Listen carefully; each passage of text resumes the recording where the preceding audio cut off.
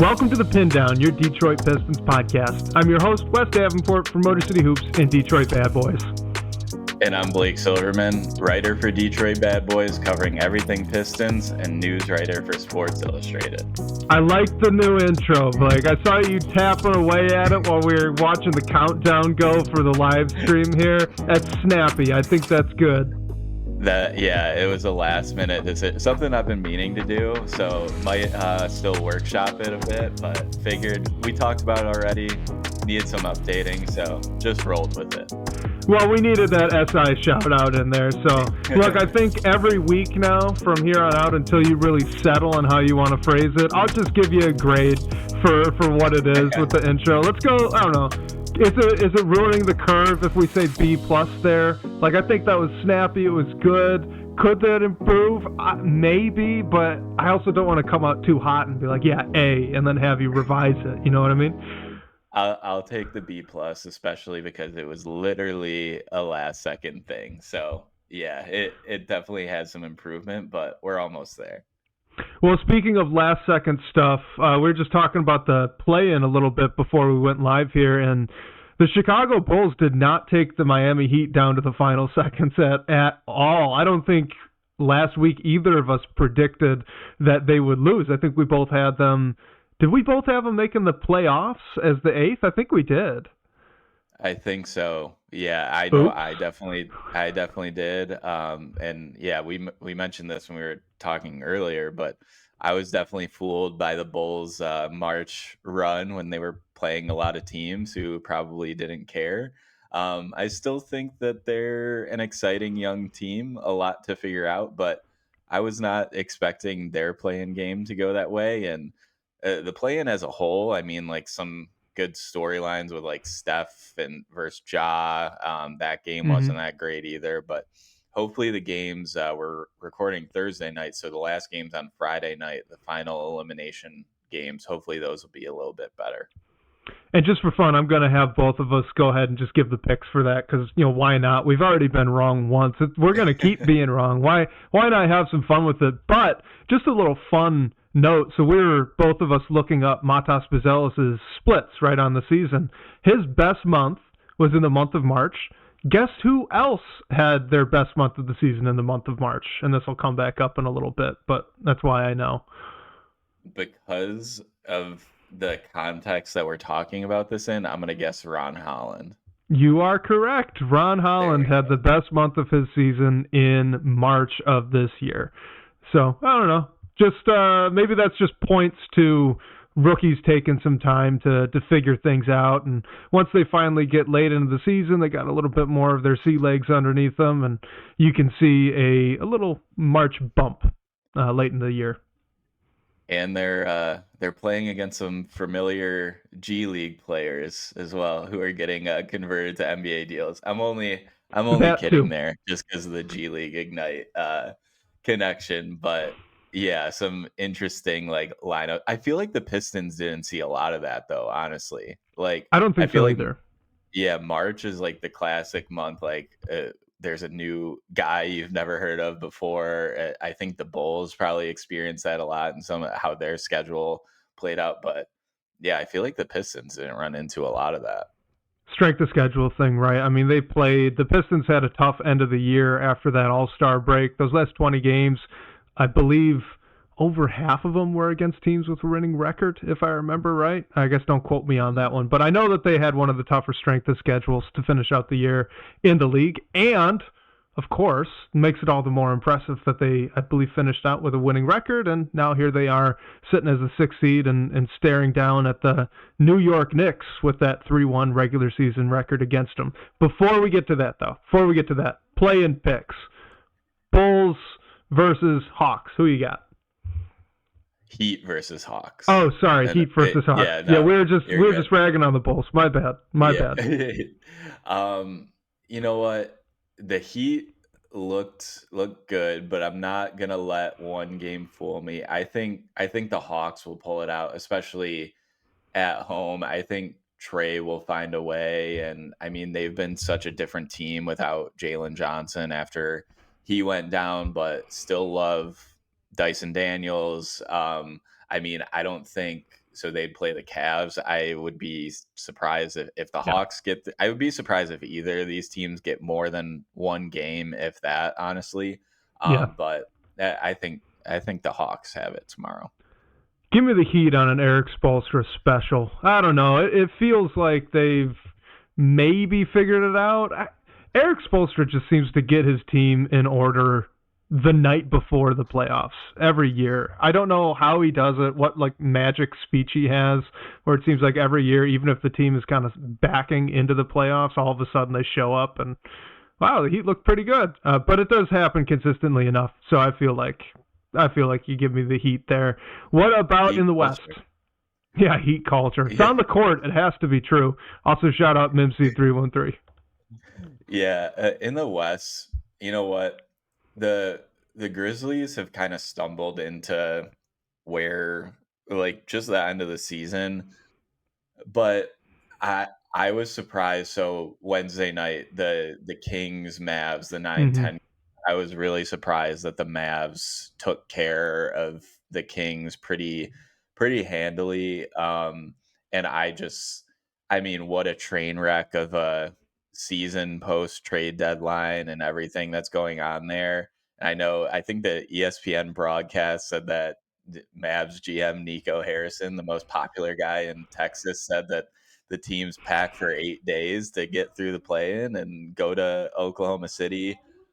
I just don't buy it. And AD is that good that maybe he takes over and they get through, but I think the Grizzlies will end the Mavs season, and then it'll be pretty interesting what happens from there.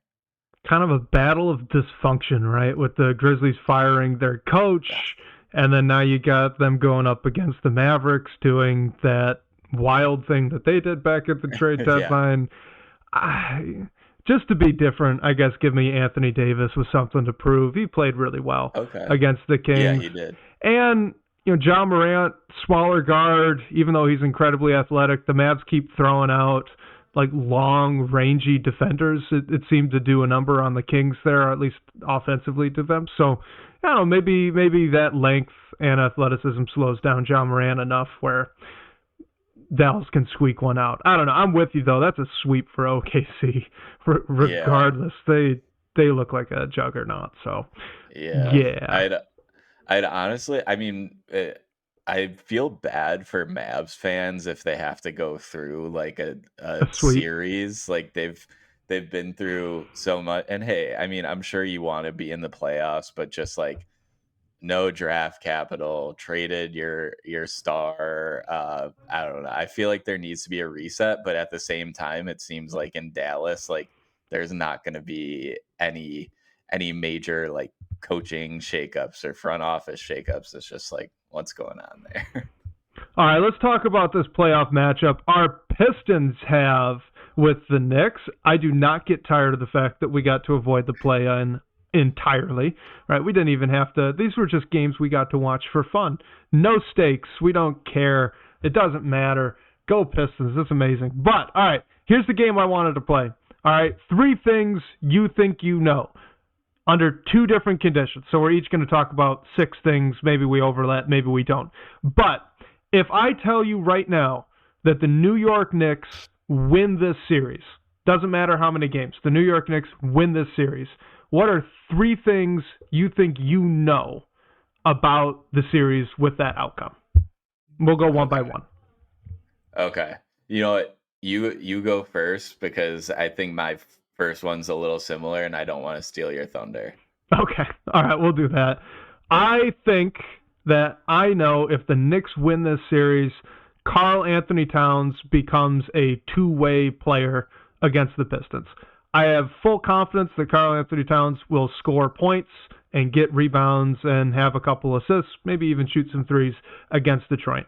However, he has struggled a bit defensively. He's under 2 stocks per game, which any listener, longtime listener of this podcast knows that is bad for a big. Not just not good, that is bad for a big. The Knicks are 25th in opponent field goal percentage allowed this year, and the Knicks are 20th in paint points allowed this season. So they're giving up the fifth worst opponent field goal percentage and the 10th most points in the paint this year. They need Karl-Anthony Towns to be a good rim protector and a good contest guy. In order to change that, they need him to alter shots, get steals, be disruptive on defense. So I think if the Knicks win, Karl-Anthony Towns is not only effective offensively, but he figures out that defensive side of the ball, at least for a series. Yeah, and my first was similar. It was also about Cat, but a little different. My first thing was if Cat's able to exploit the Pistons on the perimeter, especially in pick and roll scenarios. But I think the point on defense is a good one because like the Knicks as a whole have struggled at times a bit defensively, which is interesting because they have OG Anunoby, Michael Bridges, Josh Hart. Like you wouldn't. I feel like it's not a roster you'd look at and think that they've had their trials and tribulations a lot defensively. And I mean, Cat's a big part of that. He's not like a staunch defensive center. I think that's why Minnesota went out and traded for Rudy Gobert and did that whole experiment. So it is an interesting one. And I think the Pistons are gonna like obviously everything's gonna run through Cade, but who's gonna be your number two, your number three offensively? And I think the Knicks defensive game plan, obviously Cade's going to be at the top of that, like trying to eliminate what he's trying to do. And can the other guys make shots when the Knicks are trying to take him out of the game? But just going back to mine, and if Cat is able to get it going, especially from three, I think that might be hard for the Pistons to keep up with, just because we've seen a number of games this season where Detroit's playing a team with a stretch big and they just get 3, 4, 5 threes, whatever it is. And that's just hard to keep up with, honestly. So let me ask you this then, right? If the Knicks win, then you're saying Cat goes off from three. He's a monster offensively, especially from the perimeter. How do the Pistons stop that? Right? How do the Pistons prevent that one from happening so they could avoid this one of the three things you think you know?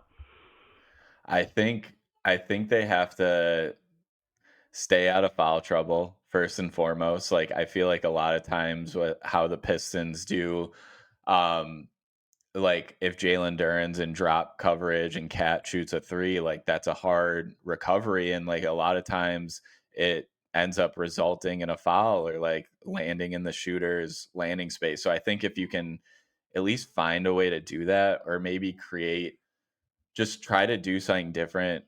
Maybe it's having Asar Thompson defend Cat, whatever it is. I think they just need to throw something a little bit different and not let it, if it does start to happen, if Cat does start to shoot and make a lot of threes, just you got to change it up, find a way to limit it. Cause I feel like I'm remembering the Miles Turner games where he killed the Pistons from three. Lopez and it seems, too.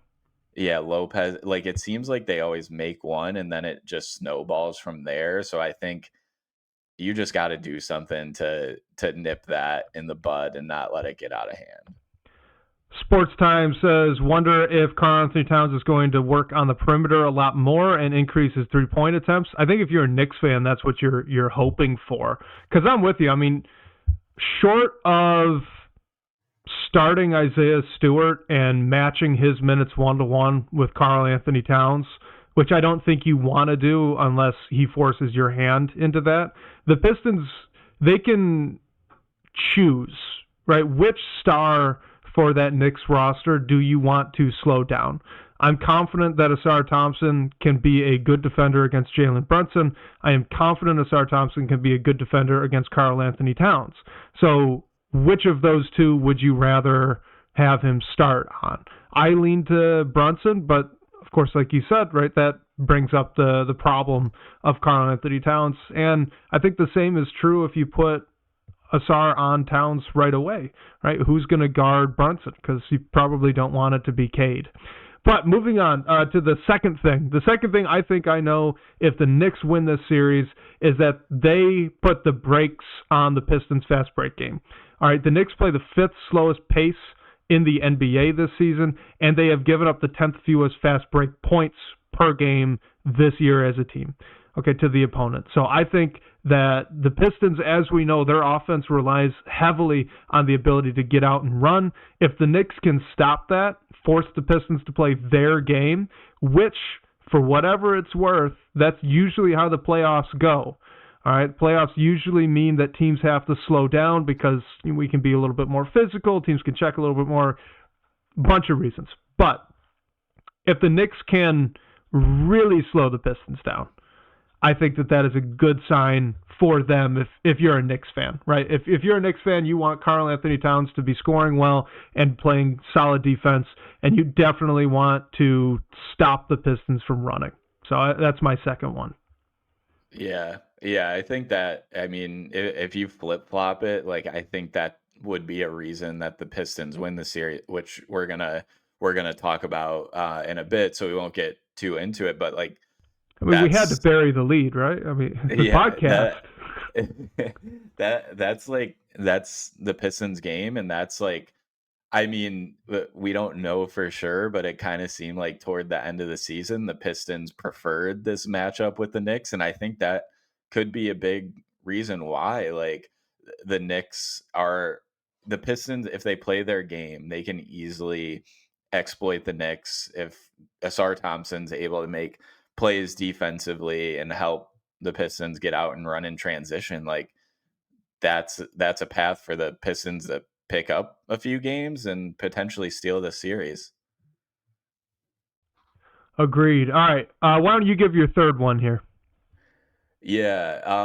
I think so. I think my second one, I didn't say that yet. My bad. No, you're good. My second one is just simply the Pistons turn the ball over too much. I think that's can be this team's Achilles heel, and it's something we've talked about at length before, even before they had this run and turned into a good basketball team. Like, that was the conversation. And if you just go by the numbers, like, the Pistons average 2 more turnovers per game compared to the Knicks, which isn't a crazy amount, but if you look, like, that puts the Knicks in the better half of the league in terms of turnovers, and the Pistons in the bottom half. So, I mean, Cade's going to get a lot of pressure defensively. Of course, he's going to have turnovers, but if you can limit them, and then also just the guys around Cade need to limit turnovers as well. Just don't make anything easy for the Knicks. And I know that's a lot easier said than done, but I think if the Knicks are able to force turnovers, especially with how they've like struggled defensively at times throughout the season, then that's going to make things a lot harder for the Pistons. And I'm trying to find the stat here that I did earlier, and now I'm just struggling to jump through NBA.com's team stats. But I believe that the Knicks are actually one of the best teams this season in points off turnovers. Let me see if I could find it really quickly here. Sorry, bad podcasting. Last one to check. 1 second. Well, they limit points off turnovers for the opponent really well, to your point there. But yeah, I believe they're a top 5 team in points scored off turnovers this season, right? So they force a decent amount of turnovers. They themselves do not turn the ball over, and then they score very well off the other team's turnovers. That is a winning formula. They've been doing it all year. And as you said, the Pistons' turnovers have been a problem, right? Not only this season, but going back multiple years at this point. So I think that's a great call. I would say the same thing. My last one was foul trouble. I think if the Knicks can get Detroit into foul trouble, then the Knicks will probably win. And this would, by the way, be fairly unusual. All right, so this is part of why I think that this would be such a strong indicator for the Knicks, because the Knicks are actually 23rd in the NBA in free throw attempts per game as a team. Like, they do not get to the line all that often. I know Jalen Brunson has the reputation of being a bit of a foul merchant. Hasn't really played out for the rest of the team, right? They have not gotten to the line often. So if in the playoffs they do, right? They get Detroit into foul trouble. They parade to the free throw line all game. And they continue to do those other things that they do very well, because this is a good, talented basketball team that is strong enough on both sides of the floor. I think that's a backbreaker for Detroit. Yeah, that's a huge one too. I mean, I think that's another. We can flip flop all these, but like if the Pistons are able to stay out of foul trouble, like and it mainly like Jalen Duren, Asar Thompson, and Isaiah Stewart too. Obviously, if Cade gets in foul trouble early, like that's a backbreaker too. But I think those guys and your main defenders like just can't play yourselves out of game. So I totally agree with that one. My other one, I'm actually going to do a little changing on the fly. The last one like that I had was if the Knicks like eliminate Cade and make other players beat them, which I still think is possible. But Cade is like so good at, even if his like shot creation and his scoring is limited himself, he's really good at keeping his teammates involved. And I don't really see a way that New York can totally eliminate Cade. I mean, they might, but I don't see a way that that actually happens. So I'm going to switch to, and this is something that I picked up on listening to the Pistons Pulse with you, Bryce Omari, and you guys had James Edwards on. Like he was saying how the Knicks don't shoot that many threes, and just looking it up, they're bottom 4 in 3-point attempts as a team. So I think if they are able to get hot from deep, like kind of similar to what I was saying with Cat, but the other guys too, like especially Michael Bridges, who's been up and down this season. Like we've seen him make a lot of threes at times. If those other guys are able to really get it going, like I think that will be tough for the Pistons to keep up with too, just because I feel like it's something that they wouldn't necessarily expect. I agree. Yeah, I think that's a strong one. All right, let's go to the fun side of this. Let's go to fun. I'll let you open it up. Okay. If the Pistons win this series, they upset the New York Knicks. What are 3 things you think you know for sure will happen in that series? So my first one, and I didn't really rank these in order, and I didn't. I know we're gonna talk about Cade, but I didn't include Cade in mine because I think like You're a better man yeah, than like I. well, yeah, we're gonna talk about Cade with yours too. But my first one was Malik Beasley is who he is. Like he does what he's been doing all season. He scores. He puts up a lot of threes and makes a lot of threes. I mean, he would have been the leading 3-point makes shooter. I said that incredibly poorly. If Ant didn't take 18 attempts in his last game of the season, so like he is a top 3-point shooter in this league, not a player that the Knicks have. And he's like an incredible asset for any playoff team to have. So I think like his role, I think is going to be similar. Maybe he'll see some more minutes just with the rotation shorting, but he averaged just above 16 points a game this season. If he can get that to like 20 in this series, I think I think that's a way that the Pistons can win, because even if he's getting smothered defensively, like he's a tough shot maker too. So I think a lot of what the Knicks are going to try to do is let the other Pistons that aren't named Cade Cunningham beat them. And that doesn't mean Malik Beasley isn't going to get a lot of defensive attention, because he is. But if he's able to go for around like 20 tonight, score an extra bucket, an extra 3 than he does, which is asking a lot because he already makes a lot of threes. But I think he's capable of doing that, and it could be a game changer in this series. The Pistons are desperate for somebody to step up as a legit second scoring option here. And Malik Beasley's as good an option as anybody on this roster, right? I think the easy answers for that are either him or Tobias Harris. But Malik Beasley's been the second best scorer on this team in terms of points per game. Tobias Harris is third, right behind him.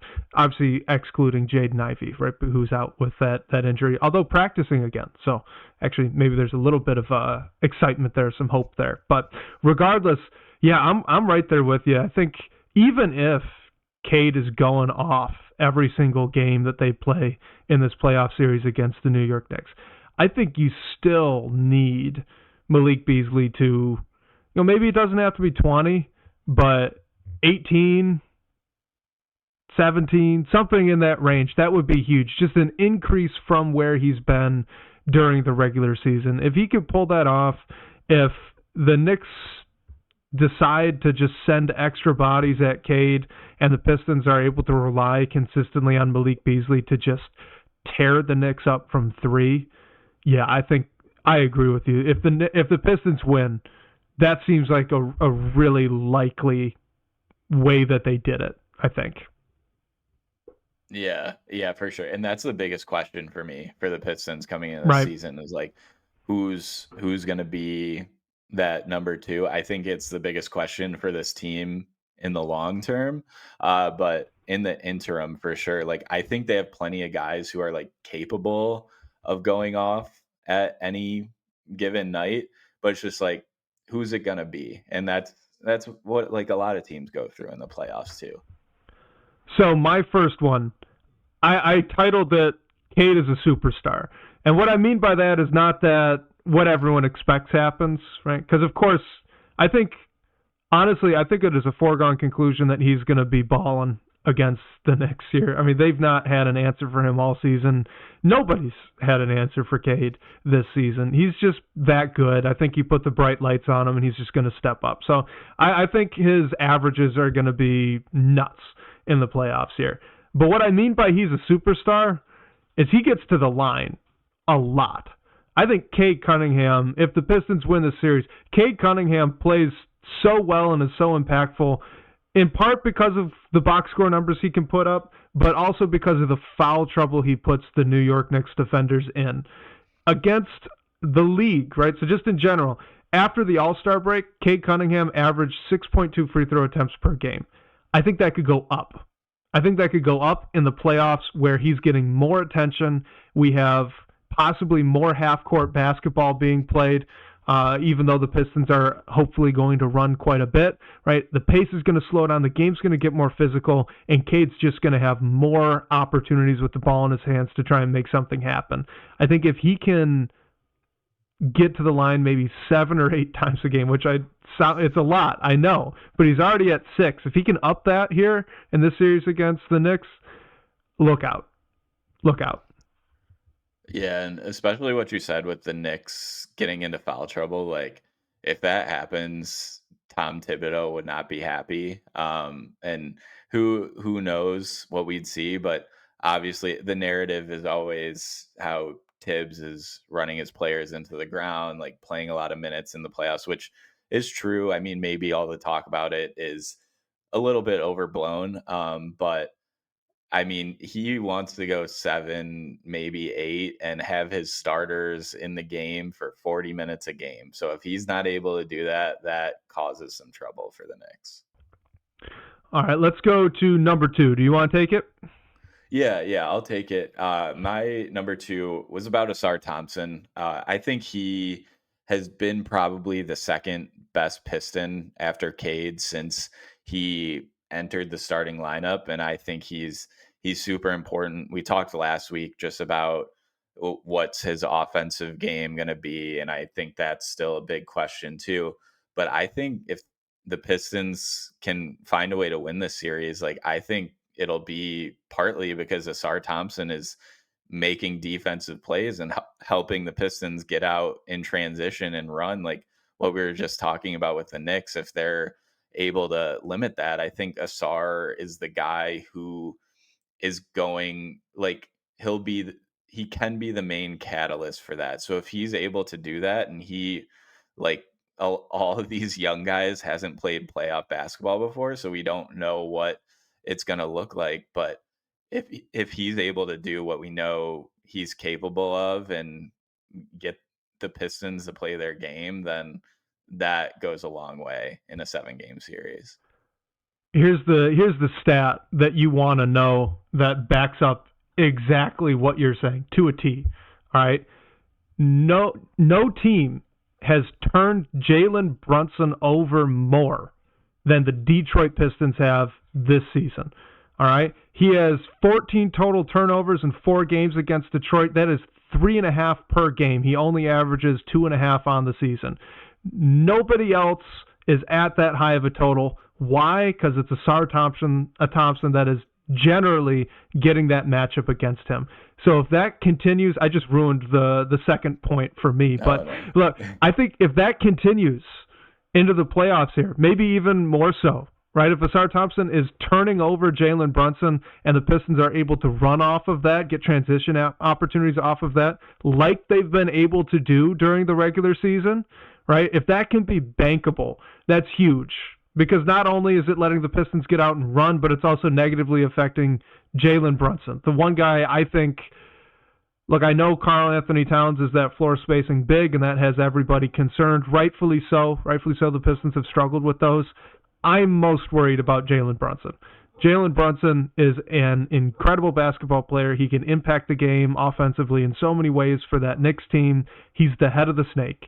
If you could slow him down, if you can make him a little bit more turnover prone, make him just a little bit less efficient and effective over the course of the game, and Asar Thompson's probably the one that's going to be asked to do that. If he can be successful, that is a game changer for Detroit. So I agree with you. That is my second one as well.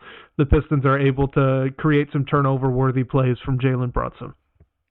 Yeah, and that's a great stat. And even just like from the games, I feel like Jalen Brunson has been super bothered by this team. Like he wasn't, maybe it was a product of the night, like not getting all the calls that he wants and stuff. But I feel like that's definitely something that's happened over the games that these two teams have played over the season. And I think the Pistons have seen that that's a formula that will help them win some games. I mean, you never know what the whistle is going to be like and everything like that, but I think the Pistons definitely have the ability to cut out Jalen, not cut, like he's going to score, but limit him more than probably a lot of other teams could.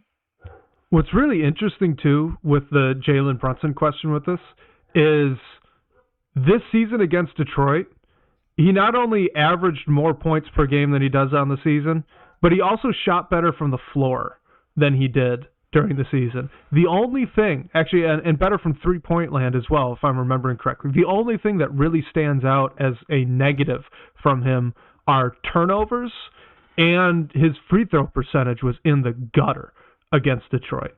I don't know why that was. You would expect some sort of regression to the mean since he is a good free throw shooter. And he was shooting like, I believe it was 62% from the free throw line in games against Detroit. So that one's probably not bankable. But I think the turnovers more so go to the feeling that you have and that I had as well. Like when you're watching those games, when we watched those games, it felt like Jalen Brunson just wasn't as impactful as he had been in years past against Detroit. And I think that is the turnovers. So he's less efficient out there on the court, even though he's shooting the ball well. He's turning the ball over more than he usually does. That's not good. That's not efficient. And then I think you can compare him to Cade, who was, everything that Brunson was and more. So on the direct comparison, he's losing that head-to-head matchup where that hadn't been true in the past either. But I really think that the turnovers here are extremely important. If the Knicks, because they play so slow, because they don't allow points in transition all that often, if the Pistons can find ways to do what you said, get out and run, and they need to do that by forcing turnovers, then you're putting the Knicks out of their comfort zone, which that's how you do an upset, right? You get that other team that's favored. You get them out of their norm. You find a way to kind of break their shell a little bit and get them uncomfortable. And I think the Knicks are not necessarily built like a team that would respond super well to that. So I'm with you. I think that's the path here. Right. Yeah. Yeah. Totally agree there. My my last one. I think Tobias Harris is a huge player in this series. If he can be what he was to end the season, he averaged just over 17 points a game in February, just over 14 in March. Those are both high numbers over his season. We know the discourse and like everything that happened in Philly about what he did and in the playoffs. And I mean, I don't see a reason he'll totally just drop off. But again, back to the bigger conversation that number two, who's going to be the number two and number three guy for the Pistons, I think Tobias is the guy that you go to and try to get a bucket when you need it. So if he's able to make those shots like we've seen him do over these past couple months and however many games that was, I think that will be a huge like swing toward the Pistons direction in being able to pull out this series. Might I interest you in another name? Not necessarily as the second scoring option, but as maybe a guy that can step up and make a big impact on this series. Yeah. Can I guess? You can, yeah. I'm gonna guess Tim Hardaway Jr. That's a good one, especially since this is a revenge series for Tim Hardaway Jr., but it is not correct. I do think he's going to play well. Like, I think with Tobias Harris, too, the step back that both of those guys took in the playoffs last season, I don't think that's representative of the type of players that they are when it actually comes to playoff basketball. I mean, they've historically been much stronger than that, and they've both had really good years where they were a little bit more of a roller coaster last year. Less so Tobias Harris, but certainly with Tim Hardaway Jr. I mean, he was, by the end of the season, kind of in and out of the rotation in Dallas, right? Where now he's just been consistently a starter all year. So I'm not so worried about that. I haven't seen a lot of people worried about that, but I think that's the correct position to take. So I do think Tobias is going to take a step up and be the guy that we've seen, and that's going to be huge. The name I have in mind, Ron Holland.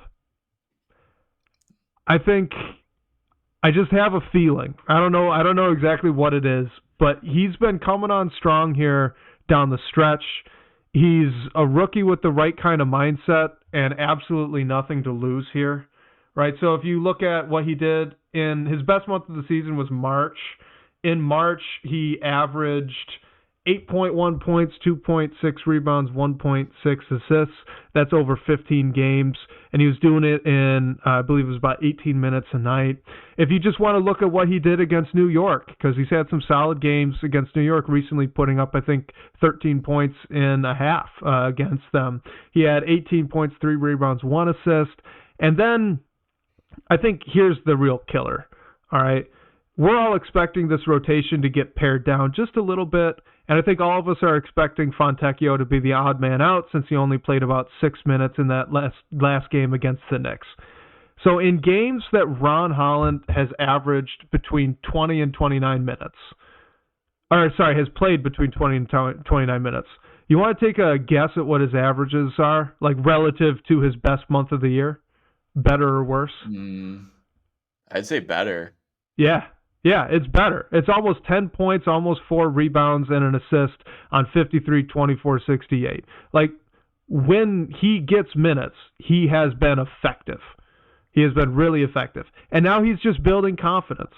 Right? So I think the Pistons they're looking for someone on this team to step up. And by step up, it doesn't have to be the secondary scorer. They need that, but they need stepping up in a lot of ways. They need someone that can be impactful defensively. They need someone who can get some timely baskets, who can maybe force some transition opportunities and be a threat in transition, right? They need maybe a couple of nice, timely threes when the Knicks go ahead and double Cade, and he's got to get the ball out of his hands. I think Ron Holland can be that guy. I think Ron Holland, if the Pistons win the series, To me, they need somebody unexpected to make a very strong positive impact, and my bet is that is Ron Holland.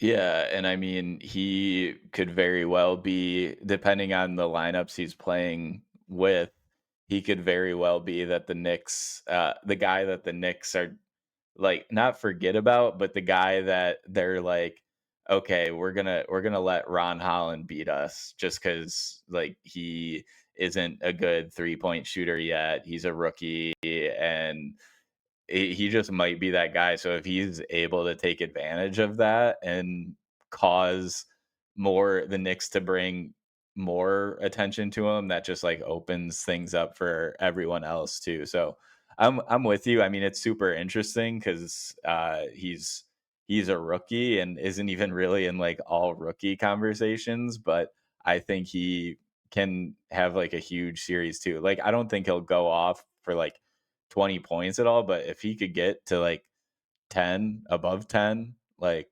that's huge for this team. And the killer too is that it's either him or Tobias Harris that I would say is the second best on this team at getting to the free throw line right now, which we know in the playoffs is going to be extremely valuable.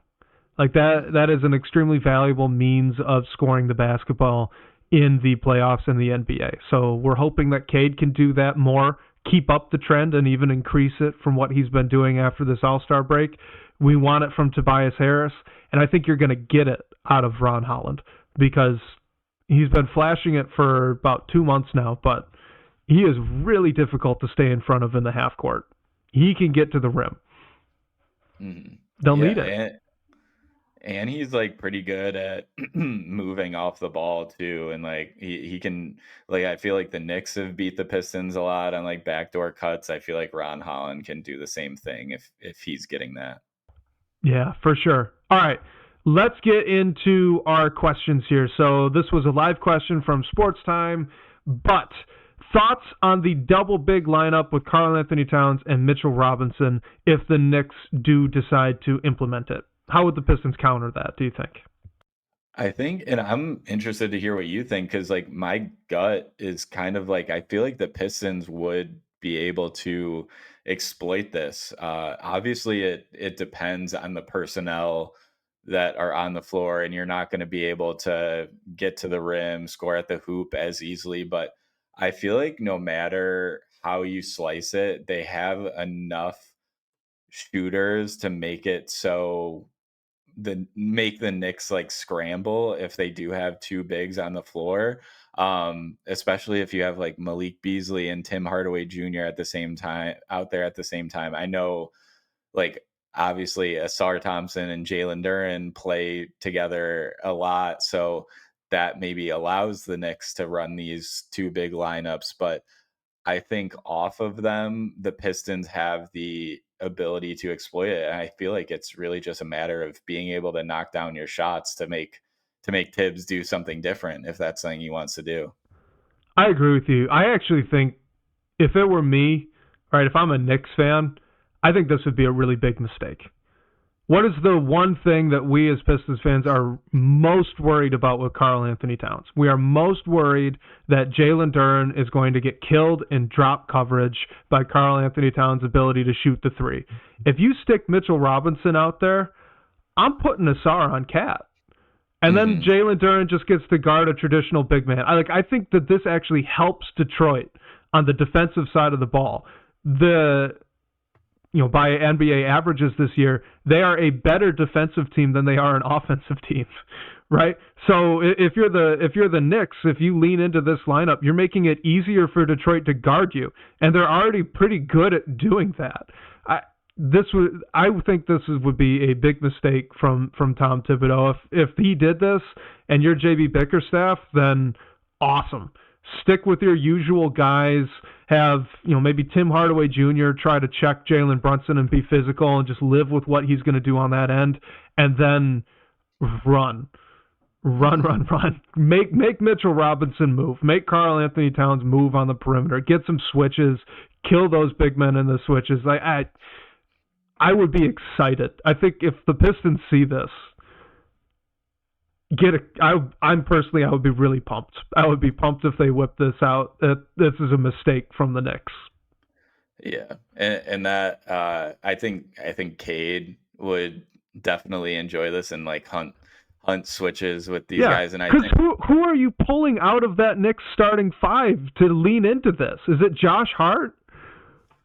yeah, I Because mean if it's not, it's McCall probably. Bridges, it's OG Anunoby. Like it's surely not Jalen Brunson. Who is Mitchell Robinson taking minutes away from out of that core group of guys that we've talked about how Josh Hart is a really good matchup if you're a Knicks fan for trying to slow down Cade.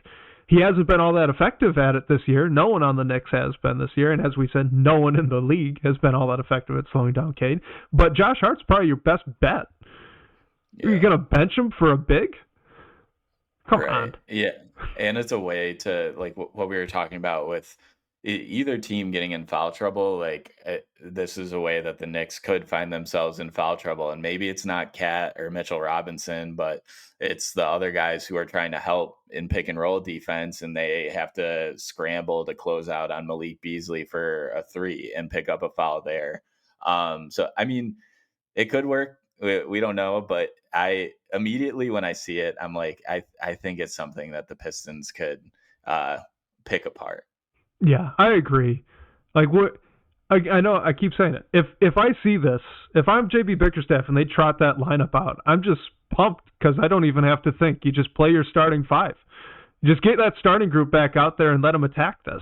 Because I think that, like Hmm. you said, there are multiple ways that you could attack this offensively. I think Cade probably has a field day because now there's really no one that can stop him. And then, yeah, MC313, personally, I'd love to see Cade turn Mitchell Robinson into a traffic cone. Yeah, he would. He would if he gets that switch. You'd be absolutely petrified if you're a Knicks fan about Cade Cunningham getting to isolate Mitchell Robinson in space. That just is a nightmare. So yeah, I hope we see it. That'd be great. I doubt it because I think Tom Thibodeau is a pretty smart basketball guy. Let's do this one here from our guy Rames. Says, what does the minute split look like between Isaiah Stewart and Jalen Duren in this series? Does Isaiah Stewart end up playing more than he averaged in the regular season? And for context, he was right at about 19 minutes per game. Yeah, so Jalen Duren averaged 26 minutes a game. Isaiah Stewart was at 19.9, which is a tragedy because I think he was that close to being eligible for all defense. But this is what it is. What it is. I do think we see Stu a little bit more. Maybe up his minutes like by a few. I think Duran will probably be right around where he's at, but I think this is one that could definitely fluctuate because I think these are your two biggest threats to get in foul trouble. So depending on how games shake out, like one of them could be less, one of them could be a lot more. Obviously, you have to do everything you can to like not get into that situation, but I think I think that is the biggest swing with it. But I mean, with Duran, I don't know if I really see him going up more than 26, but Stewart, I could definitely see that. Let's bring back the game that we played to open up the show. If I told you that Isaiah Stewart averaged more minutes per game in this series than Jalen Duren did, are you surprised, and is that a good thing? I am surprised, and I would guess that it had to do with foul trouble. Just because, like, I think the role that Stewart's playing right now is perfect for him. And when he was starting, we saw him get into foul trouble a lot. Not to say like he can't play more minutes than Duran. I just feel like it's not the ideal path, I guess, for what JB Bickerstaff wants to do. Yeah, I'm with you. The only difference I'd have is that I wouldn't be shocked. Like I do not think that if we flash forward a couple of weeks and we get to the end of the series and that ends up being true, I wouldn't be surprised. I don't think it'd be good. I think I think if the Pistons lose the series, maybe that's a fourth thing that I think I know, that Isaiah Stewart would have played more minutes per game than Jalen Duren did. Only because my expectation is that they kind of split, right? They're fairly even in terms of the split, both right around 24, 23, 25, somewhere in that range, right? So if Stu is playing more, and it's worse if it's significantly more, that means Duren's getting cooked, which it happens. It's happened in the past against Karl-Anthony Towns. Okay, so there's precedent here that could be the case. I think Duren's really improved in his ability to move a little bit more in space and recover. It's still not perfect. He's still got a long way to go. But I'm hopeful that it's not going to be as bad as it was, say, early in the season, right? There was an early season Knicks game where Duren got benched early in the second half because he just did not close out on Karl-Anthony Towns for the third, I believe, transition three in a row off of him, right? He was not recovering to the shooter in transition after touching the paint. So I think we're beyond that now. I like to think we're beyond that now. So if Stu averages more minutes, I think that's really bad for Detroit. It means that that's what was happening, right? It was that bad again. And by all accounts, it shouldn't be that bad. It may not be good. It shouldn't be that bad. Yeah, agree. And I think Duren, I mean, not perfect by any means, but we have seen some improvement from him. So I think he'll be intentional about like not getting it to that point by any means. So I'd be surprised if it got that bad. Like you said, it could definitely happen, but I'm hoping that we're past that. Me as well. And look, we got good reason to believe that we are past that. He's just not been tested in this way in a while, outside of that Knicks game, where, I mean, Cat had a pretty good night outside of Isaiah Stewart getting in his head a little bit, which I do think that will be repeatable. I'm looking forward to watching that matchup a little bit. Let's close on this, Blake. This is from our guy, Mimsy313. It says, Trajan Langdon said he liked how the young guys responded quickly to JB's message after getting coaching change whiplash. Do you think being rookies in the playoffs here holds an advantage, like that there is no egos in the room? I do. I think this is a huge advantage for the Pistons in the sense that they have nothing to lose. And I think with this matchup specifically, like honestly, of the three teams, the Knicks, the Pacers, the Bucks that the Pistons could have potentially seen in the playoffs, I think this gives the Pistons the biggest advantage against the Knicks because in my opinion, the Knicks have the most to lose really. You could argue the Bucks because it's another year of Giannis and getting sent home early, but they had the Dame health thing, and I know he's better. But the Pacers are still a fairly young team, and I think with the Knicks, especially after they made these trades for Michael Bridges and Karl-Anthony Towns, and yes, it's the first year with those players, but like they've given up. Like this is their team. This is the group that they have to win with. And I think that gives the Pistons a huge advantage because I mean, you can certainly be scared going into the playoffs, and like I don't think the Knicks are necessarily scared to lose, but I think if they do drop this series, like that's a big like oh no. And whereas I think obviously it would be disappointing if the Pistons underperform and lose the series. Like we'll all be sad to see this magical season end, but I just think in general, like in situations like this, being the team with nothing to lose is a huge advantage. Yeah, I think that's how I would put it as well. Like, I don't think being playoff rookies is an advantage. I really think that playoff experience is a huge plus. All right, but to me, I think there are two things working in the Pistons' favor here. Okay, one, yes, the Knicks have playoff experience. They also have playoff choke experience. I don't mean to be that blunt, but it's true. It's just a few years ago when they lost the series to the Atlanta Hawks, right? When they had intentionally dropped from the third seed down to the fourth seed, and Trae Young lit them up. Last year they didn't make it to the conference finals. They probably should have. They're very talented. The Minnesota Timberwolves last year, I know Luka was going off, but they probably should have won that series. They had a deeper and better team, and that's where Karl-Anthony Towns, at least in my opinion, that's where he's coming from. So I think they have a lot of pressure. Like you just said, not only did the front office and ownership invest a bunch into this year being like the all-in season, they mortgaged a bunch of future capital. So not only do you have that pressure, but they also have recent-ish and probably very vivid memories of what it feels like when it starts going wrong. And so I think that could be an advantage for Detroit because not only is all the pressure on their shoulders, the Knicks' shoulders, but you could give them that, oh no, here we go again sort of feeling, and that can be really powerful, right? That can be really important. And then I think the other one is just, like you said, the Pistons have nothing to lose, so they're playing with house money, and they're too young to know any better.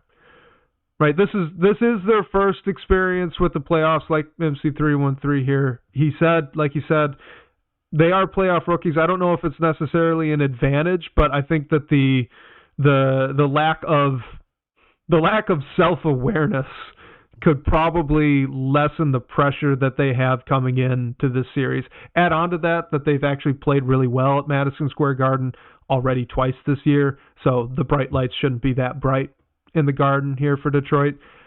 Maybe too young, too stupid, not experienced enough, whatever you want to put it as. It could help reduce the pressure, which I think would be otherwise your worry here with a young team in the playoffs. Right. And it's just like with the Pistons window right now is much longer than the Knicks. And if the Knicks have another early exit, that's just another year gone in this. And like, I know it's the first year with Towns, the first year with Bridges, but still, like, you have a defined window that the Pistons don't have, and that's pressure to get it done, or at least like take a step to being where you want to be. All right, and just very quickly, do the Pistons have any advantages against the Knicks? Do you think? This is again from Mimsy313. Yeah, I don't know if it's necessarily because they're the younger team, but like I think they have the best player in this series, and I think that's probably the most valuable advantage that you can have. If someone wanted to argue it's Brunson over Cade, I wouldn't be mad. Like I get it, but yeah, I'd be mad. I also I'd vehemently disagree. Yeah, I think Cade is like the clear answer for me. So I think that's like the main advantage that sticks out to me. Again, not necessarily because they're younger, but just who they are as a team. I might go so far as to say that is the only advantage head-to-head that Detroit has to the Knicks, both like going up and down the lineups and in terms of team production over the year. Maybe we can say that the Pistons were a better three-point shooting team, but mostly that is because of volume, not percentage. Okay, so I would hesitate before saying the Pistons are the better shooting team between these two. The good news for Pistons fans, in the playoffs, star power really matters. Right? So, like you said, if you could pick of all the advantages to have going into a series, what would be the best advantage? I think the best possible advantage is to say I have the best player and you don't. And we're going to try to figure it out from there. And that's the position the Pistons are in. So even though they're the underdog, and rightfully so, I don't think the Pistons should be favored in this series. The Knicks are a better team. They're a deeper team. They've got more star power. They've got more experience. But the Pistons have the best player on the floor for every single game that these two teams are going to play, and they're too young to know any better. That they shouldn't be here, or that the Knicks should walk away with this. So I think that's their advantage. Like you said, playing with house money, and then you got Cade, and that goes a long way. in the playoffs. Yeah, I was just gonna, it's literally the most important advantage. Can you win the series without the best player? Sure, but it's the most important to me. It's what keeps the other team up at night, right? Like that's the Yeah. one thing that if it's not true for you, you are panicking a little bit about. If you're Tom Thibodeau, you are losing sleep trying to figure out what to do about Cade Cunningham because he is that good and you don't have a Cade Cunningham on your roster, right? Like that is the most important advantage, especially now when you're in, and this will be the last thing, but especially when you're playing the same team over and over and over again, because you've got at least 4 games here. That's 4 games where the best player on the court is on the other side learning and figuring out how to beat you. That is tough. That is really tough. Yeah. Yep. I totally agree. I think unequivocally to me, Cade is the best player in this series. And I think that is the most important thing, no matter how much we want to break it down. So I think that's a good way to close it, unless you had any final thoughts, Wes. Do the Pistons win? Do they steal a game here in Madison Square Garden? Yeah, I was going to say, if we're looking big picture in terms of like a way the Pistons win the series, I think stealing a game 1 or 2 would be huge. I think they steal one. I do. I agree. I think they're stealing one. I think when we record next week, they would have only played 2 games, right? If we record on a Thursday. I'd have to check the schedule again. But they're at least 1-1. That's my expectation. All right, there we go. We mark it. Yeah. We mark it as that. But yeah, feel free to drop your questions for next week. We're gonna have so much to talk about next week, so let us know what's on your mind. Call our phone line to ask a question, hear your voice on the show. Even if you just want to vent about something, we'll listen to it, talk about it. The might not play it, depending on what. Yeah, if it's a short, we'll definitely listen. Yeah, the number for that is 313-355-2717. And special thanks to our guy Sean Corp, the managing editor for Detroit Bad Boys, for supporting the show. And shout out to you guys for all the great questions and talking points tonight. We'll catch you next week. We hope you enjoy some playoff basketball for the first time in forever. I'm really excited. I know everyone is. But yeah, we'll see you guys next week, whether on your commute or live with us on YouTube. We can't wait to talk more Detroit basketball with you all.